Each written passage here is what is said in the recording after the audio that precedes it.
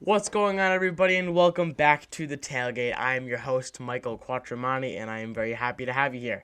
If you enjoy listening to what I say, then make sure to subscribe and turn on post notifications so you never miss an upload. Also, make sure to check the podcast out on Spotify if you get the chance, and also make sure to subscribe to my other podcast, The 411. I will leave a link down to our most recent episode down below. We uploaded a fantasy mock draft. Me, Pat, and Neil did a mock draft yesterday, and that video is up on YouTube, so I will leave a link down below so you can go check that out. As always, make sure to DM me any questions or topics you want me to cover in upcoming podcasts, and I'll make sure to do that, and leave a like if you get the chance, because it makes me happy. So, this episode of The Tailgate is going to center around the Patriots quarterback situation. So, over the last few days, more news has really come out over how the quarterbacks are performing in training camp. Training camp started July 28th, and as I'm recording this, it is August 23rd. So, it's been about a month since Patriot players have been warming up for hopefully this upcoming season, if the season does happen. I really hope it does, because I have no idea what I'm going to do without football this year, along with the other millions of people that are hoping for football as well. So, as of right now, the Patriots have 4 players on their roster, 4 quarterbacks. They have Cam Newton, Jarrett Stidham, Brian Hoyer, and Brian Lewerke. Hope I'm pronouncing that correctly. Up until 2 days ago, there had really been no favorite in camp when it came to reps. So everybody was getting the same amount of reps, mostly Stidham and Hoyer and Newton, but they had the same amount for the first 3 weeks of camp. But after news had come out about Jarrett Stidham's hip injury, if you didn't know, Jarrett Stidham has a non-contact hip injury that's supposed to sideline him, or not sideline him, but keep him from being fully healthy for actually several weeks. After that happened, Cam Newton emerged as the number 1 quarterback in camp and made headlines for that. The only thing is that the headline was Cam Newton, number 1 player in camp, not Jarrett Stidham injured, Cam Newton gets almost all the reps. Because you'd expect Newton to beat out Hoyer, but you'd also expect Newton to beat out Stidham, but that hadn't been happening up until Stidham's injury. So it leaves question marks as to, how much worse is Newton than we thought, or how much better is Stidham than we thought. I guess we'll yet to know what the answer to that is. It was reported that Jarrett Stidham will not be fully healthy for several weeks, which does put his season in jeopardy, his season debut in jeopardy if the injury doesn't heal quick enough. It was a non-contact injury, and he is still active in practice, even with the injury. He's still doing the drills and stuff. He's just not doing the offense versus defense 7v7s or 11v11s, which is concerning, but at least he's still there. So here's where things get interesting, though. Stone Cold Bill Belichick said that he isn't opposed to the idea of using multiple quarterbacks if it is the best use of his talent. We've seen Belichick do some crazy things in the past before to maximize the most of his talent. So this doesn't really come as a surprise. Maybe to, just the idea of having multiple quarterbacks does, but knowing that it's Belichick, it's not that crazy. But then again, it's Bill, so we never really know what to believe. Bill can be very manipulative with the media, and he can also be very cold and non-descriptive and vague when it comes to the stuff he says. So we'll see if there's any stock in what he says, but that's up to discretion. So personally, I am very much opposed to the idea. I don't think that having multiple quarterbacks is good. I think it's actually a negative. I think it means that you just have 2 really average quarterbacks, and neither of them are good enough to beat the other out, so you're kind of stuck with just playing between both of them, if not all 3 of them, which would not be good, because it means that Cam Newton and Jarrett Stidham are on the same level as Brian Hoyer, which no Patriot fan wants.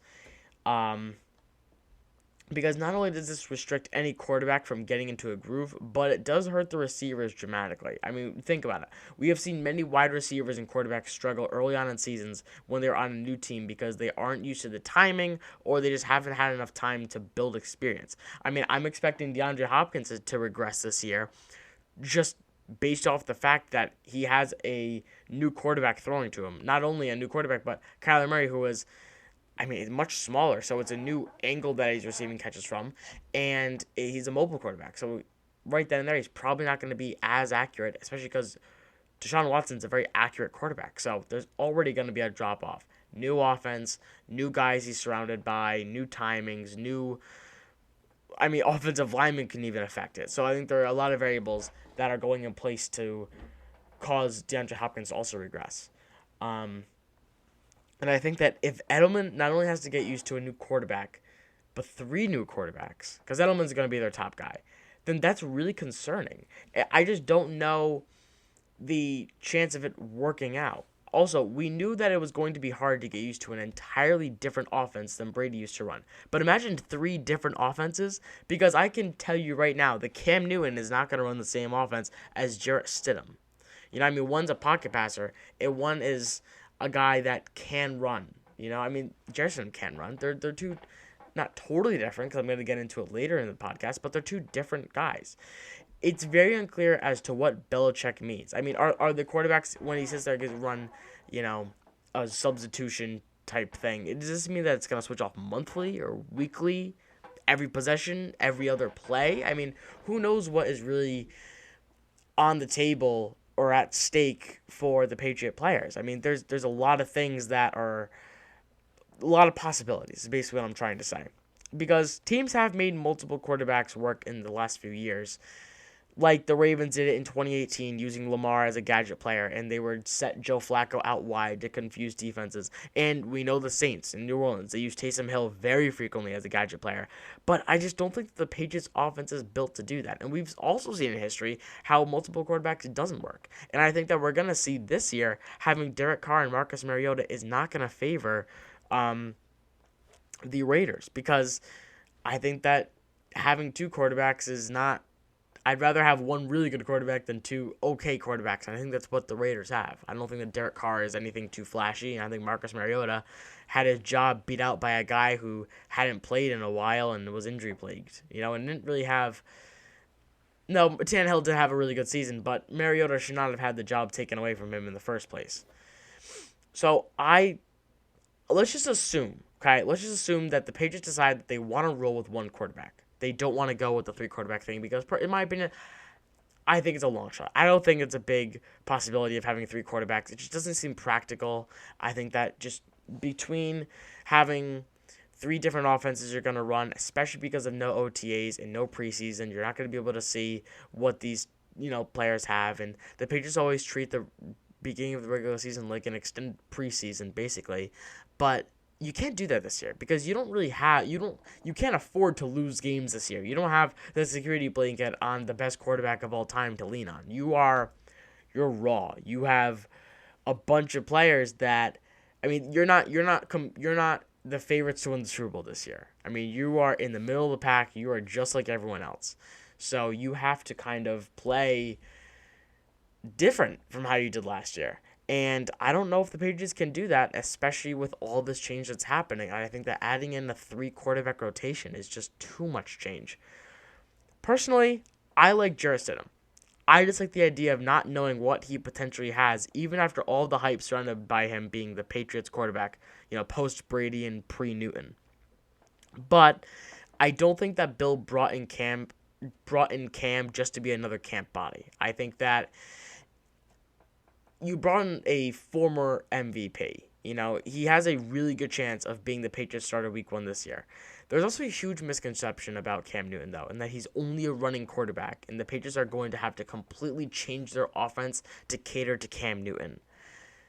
They're going to have to change their offense, but more because of, the offense that Tom Brady ran, and less of how different Cam Newton is, if that makes any sense. How different Cam Newton is compared to other pocket passers.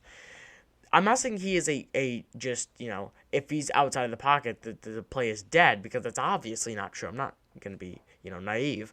But Cam Newton isn't just like Lamar Jackson. He can throw the ball. In his most recent complete season, where he played 14 games, he threw 33 times per game with the Panthers. That's pretty good. I think that's more than what Brady threw that season. Or if it's not more, then it's very close to what it was. And another misconception is that Newton is very inaccurate, and the offense needs to change due to that.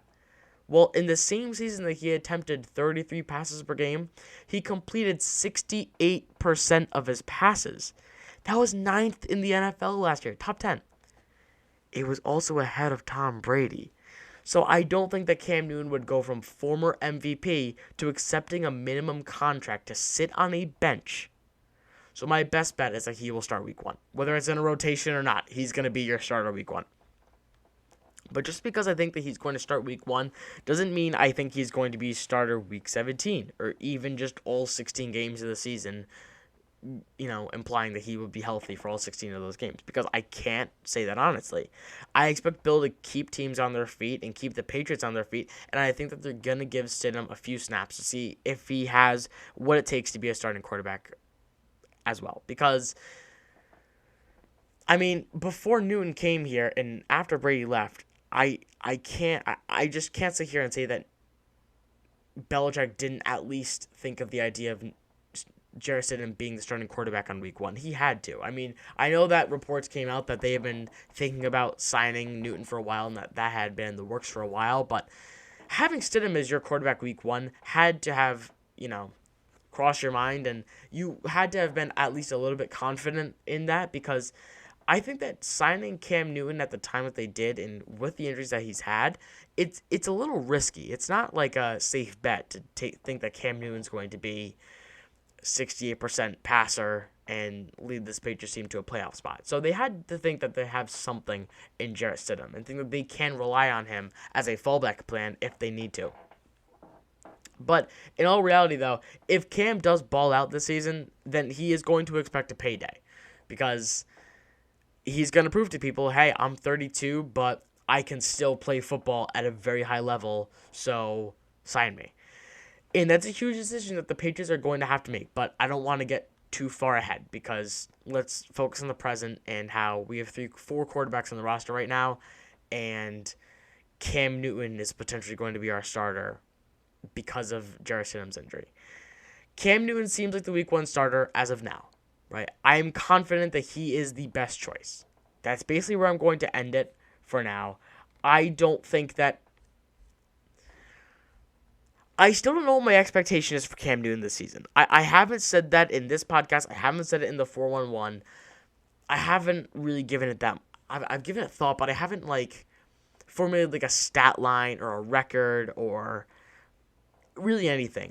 I'm very iffy on how he's going to play, because I think there's just so many variables that go into whether he can perform at a high level. Because first of all, you have the rust. He hasn't started in a very, very long time. It'll be almost a full 365, more than that, since he started his last football game. That's a lot.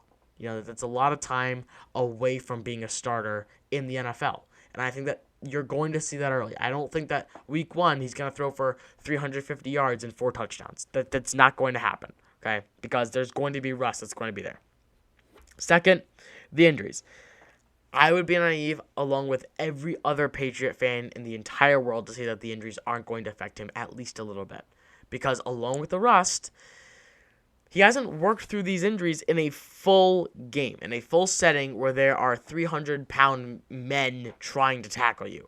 He hasn't had that yet. So I think that once he gets hit once, maybe we'll see. He gets up, he's like, okay, that wasn't too bad. I'm okay. But again, we haven't seen how the shoulder can fare. It's his throwing shoulder. It's one of the most important and crucial injuries in all of football. Your throwing shoulder getting hurt. That's a big thing. Can he throw the deep ball? Because now you have guys in your team like Damiere Byrd, who is a flyer, who can get down the field fast, and if you can't get it to him, well, then the Patriots are missing out on a lot of big plays that could cost them wins down the road. That's another thing that we're going to have to see. Can he fit into the Patriots system? Because that's another thing. Is Belichick going to conform to Newton, or is Newton going to conform to Belichick?